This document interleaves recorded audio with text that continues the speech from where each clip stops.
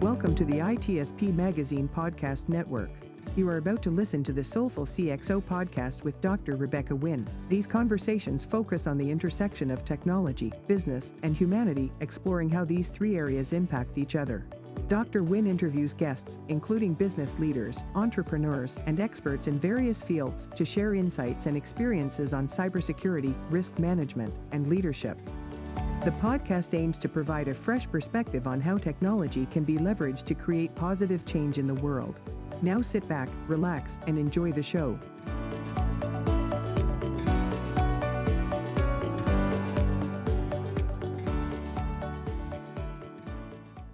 Welcome to the Soulful CXO. I'm your host, Dr. Rebecca Wynn, and we are so pleased to have with us today Todd Fitzgerald.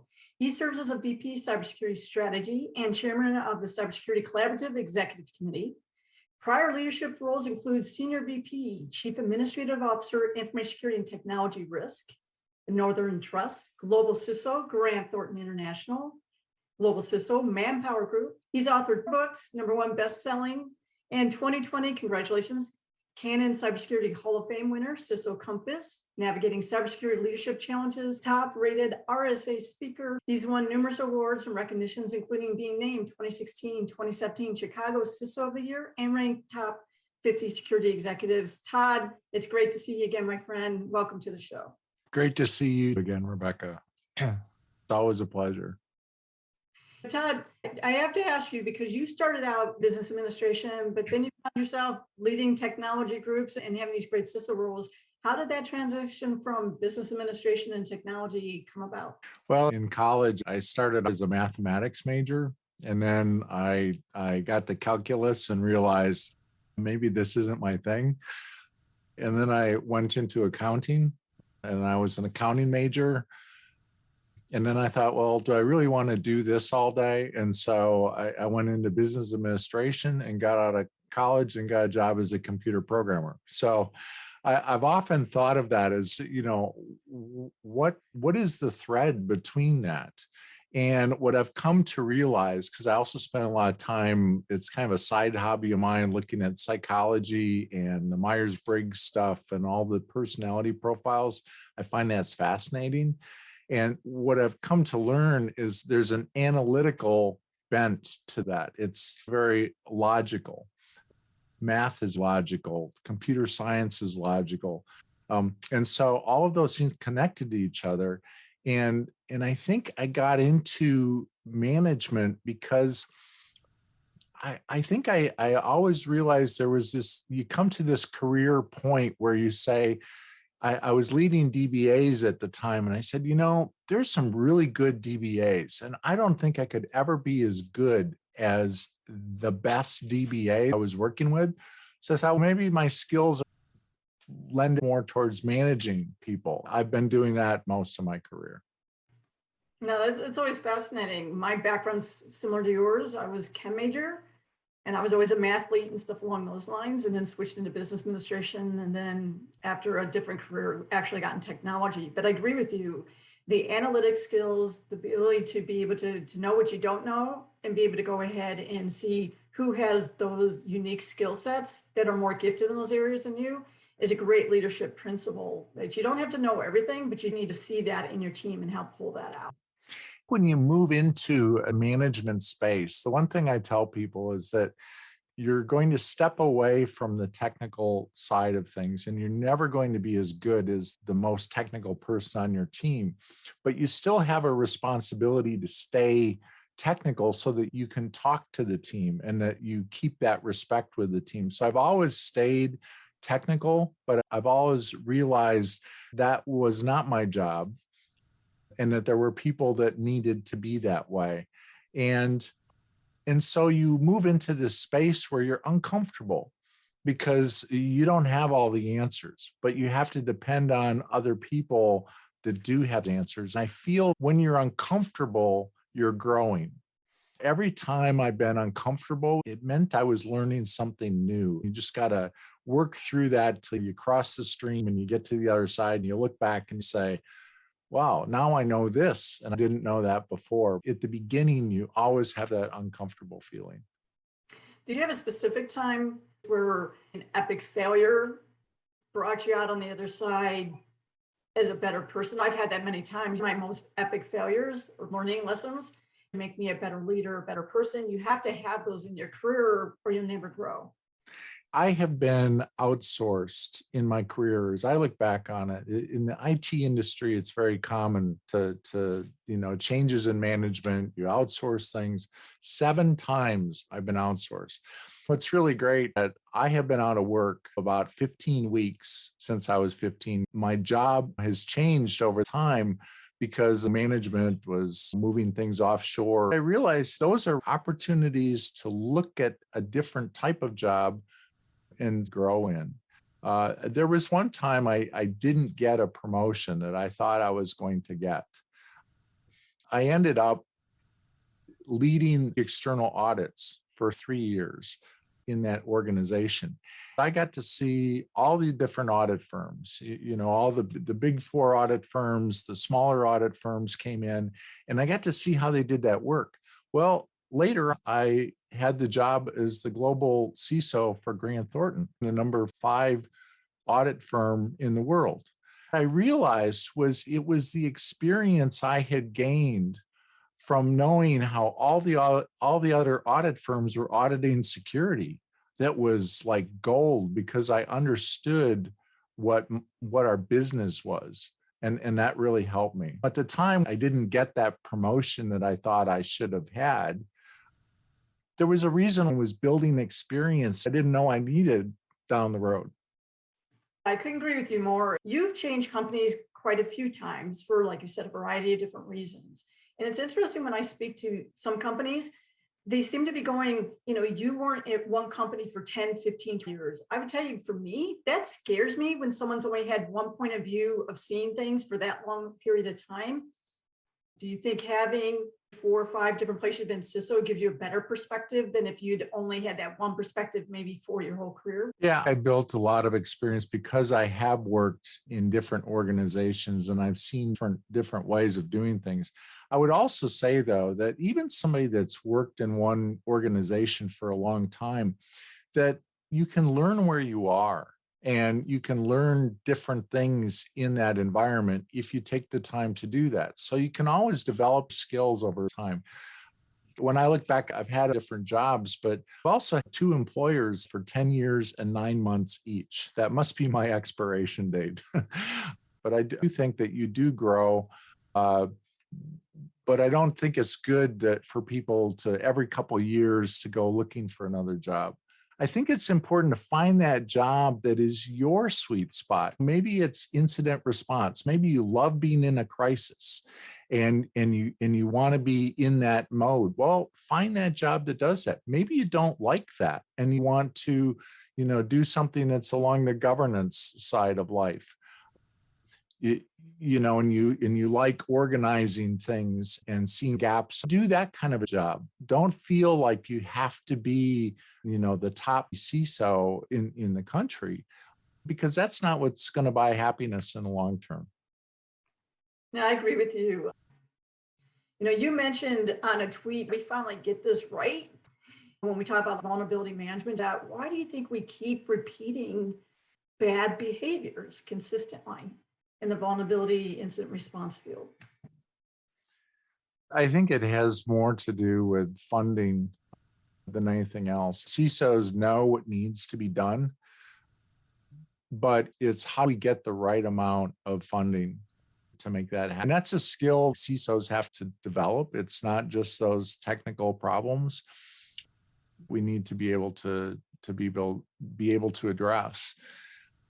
Having the right frameworks, putting those in place and being able to show metrics as to how well are we really doing in the organization, and having that, I hate to use the theoretical where we need to act like a business kind of thing. Well, what does that mean? It means we have to get down to, hey, we have a serious issue here. Here's the numbers that show this.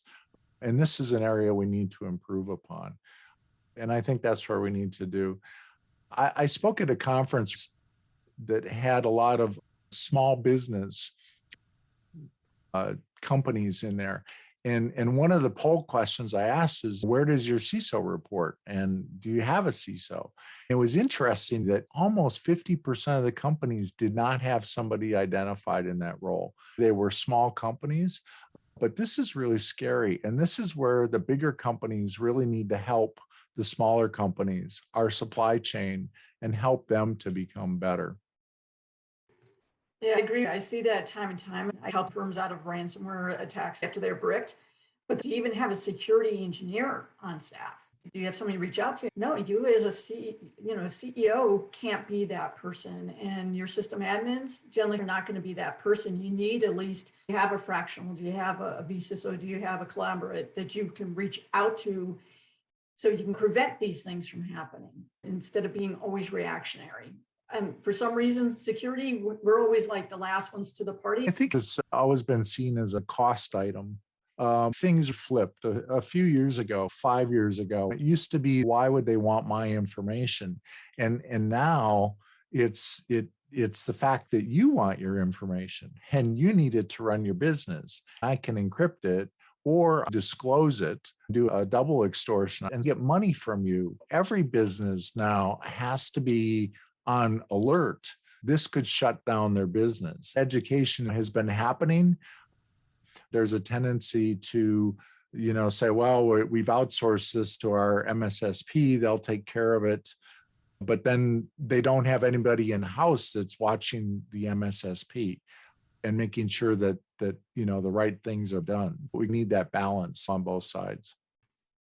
I've seen more recently when you mention MSSP or some other tool, they assume that the tool innately of itself will protect them, or that MSSP innately of themselves, and they forget what is the purpose of them. They're augmentations of current staffing capabilities.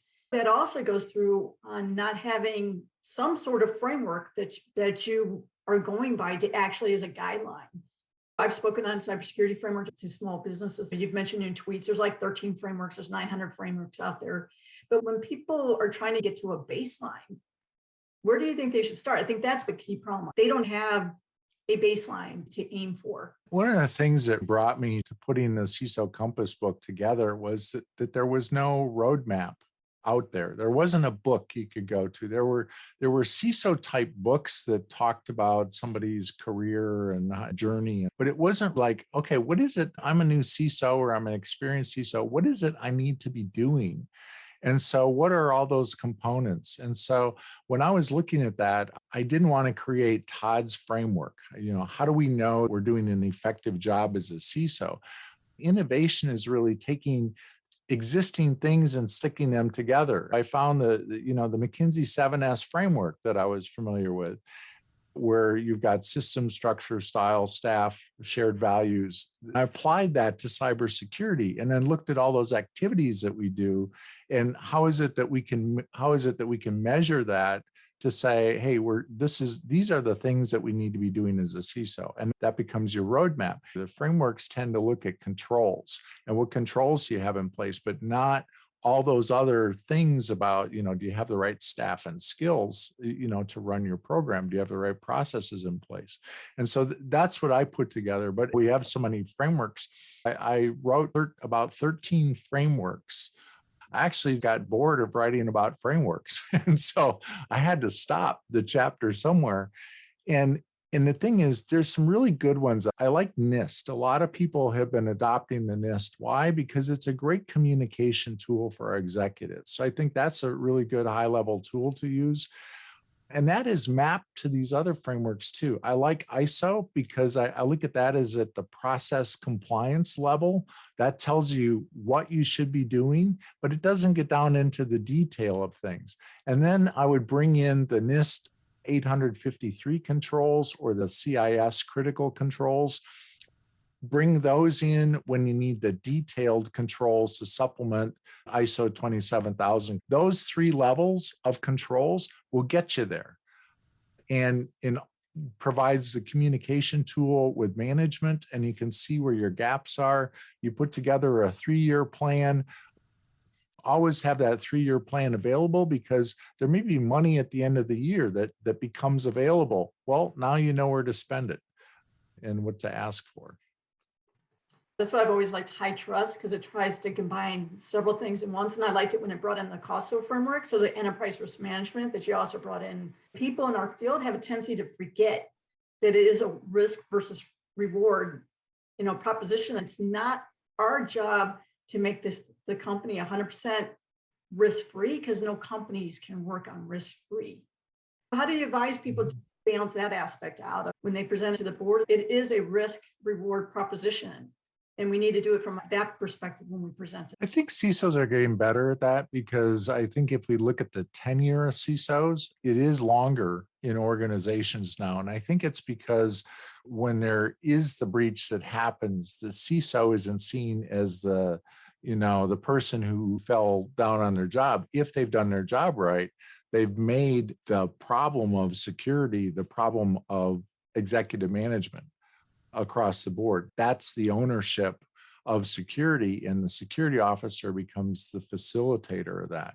And if they've communicated the message that we can't eliminate that risk completely, we never will be able to, but that we get to an acceptable risk level. One thing I like to do with acceptable risk is when you have an executive that says, well, I'll accept that risk, put it in writing and have a paper form and have a wet signature on that form, not just a email thing. When you have to go through that act of you're signing your name that you're going to accept the risk, usually you see a pullback. Well, okay, what do we need to do to mitigate the risk? The conversation becomes a different conversation because they really don't want to accept that risk. And so you get into that discussion, and it may be that you have to have the business leader and the IT leader jointly accepting that risk. That can be a very effective way to work through that. Well, Todd, thank you so much for being on the show. Thank you very much. It's been my pleasure.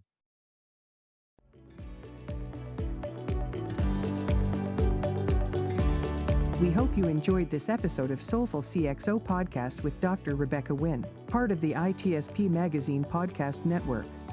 If you learned something new and this conversation made you think, then add this show to your favorite podcast player. Subscribe to the ITSP Magazine YouTube channel and share the ITSP Magazine podcast network with your friends, family, and colleagues.